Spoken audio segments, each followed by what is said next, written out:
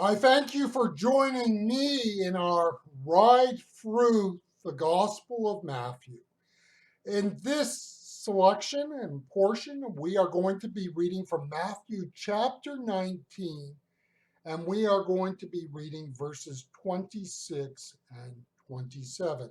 I'm going to be reading out of the Good Speed translation, which is a part, in this case, a collection Bible called the American Translation. Matthew chapter 19 and beginning at verse 26. Then who can be saved? But Jesus looked at them and said, for men it is impossible, but anything is possible for God. Then Peter spoke and said to him, here we have left all and followed you. What are we to have?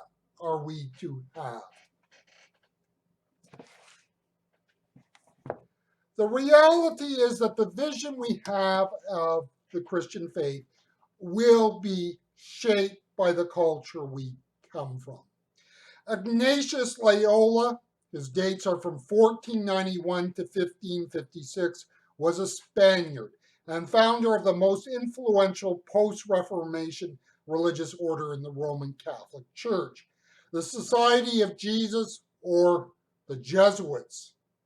The militancy that was bred into that order is a reflection of the world he came from. In simple terms, the Jesuits were a reflection of the tumult of 15th century Spain. And if you know your European history, you know that was a century that Spain was to be united and unified under a Catholic sovereign. Martin Luther, 1483 to 1546, was a German and the father of the Protestant Reformation. You cannot understand the work of Luther apart from the German political aspirations of that era. Now, in that era, Germany as the modern country that we know of did not exist. It was a collection of, well, largely petty kingdoms, princedoms, and so on and so forth, dukedoms. It was a part of the Holy Roman Empire. Menno Simons, 1496-1561, was the father of the Anabaptist movement, and he was born in what were called the Low Countries, or the Netherlands, or we in the English world will often call it Holland.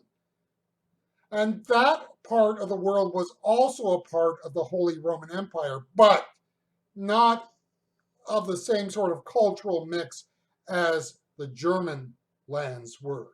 Simons was shaped and defined by the region he was born into.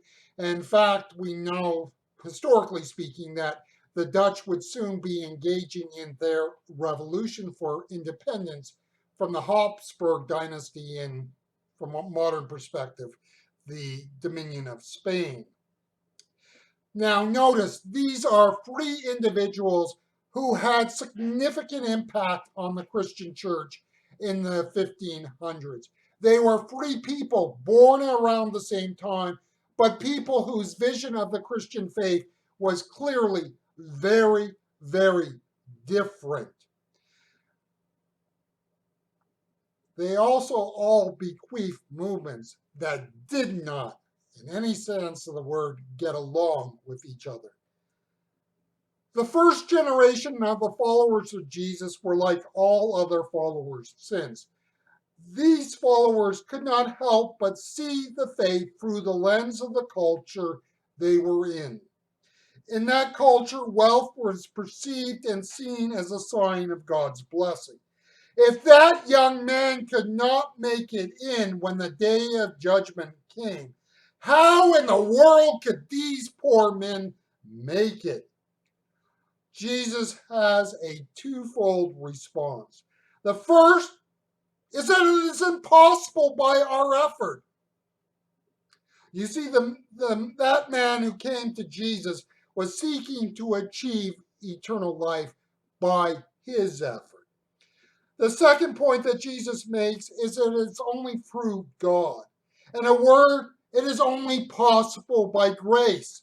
It is only possible as you and I rely on the grace of God as expressed through Jesus Christ and experience through his atoning sacrifice.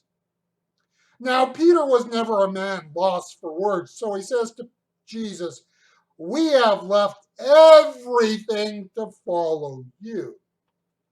Now, we have to ask ourselves how true a statement that is. There is no question that Peter left his job behind as a fisherman to follow Jesus.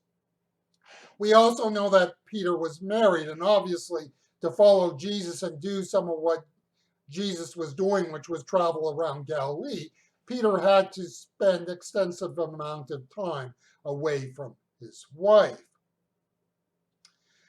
What we are saying is that Peter was sincere in expressing the fact that his following of Jesus was costly.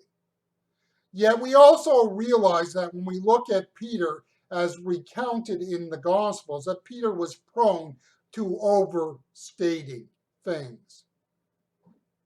So when you realize that, you kind of have to take these words in a certain amount of perspective that maybe, just maybe, Peter was overstating things. But what we do see is Peter was coming to see, and that was that to follow Jesus was costly.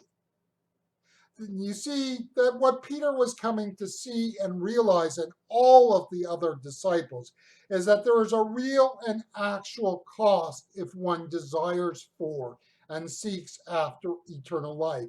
We cannot have this world and all of its trinkets and Jesus. We cannot imbibe in our pet sin and have Jesus as Lord. We truly must be prepared to leave all to follow him. There are two things that all followers of Jesus have to address. The first is that who and what we are is shaped by the time and place we were born in. We cannot escape that reality. The reality is no person can ever fully escape the shadow of the culture that they were born into and matured in. The reality of faith is secondly a call to reject our culture. Cultures, even in supposed Christian countries, are never fully Christian. Oh, these cultures might cherry pick certain ideas and practices from the faith and wed them to what is truly important in that culture. We cannot be true to Jesus and true to our culture.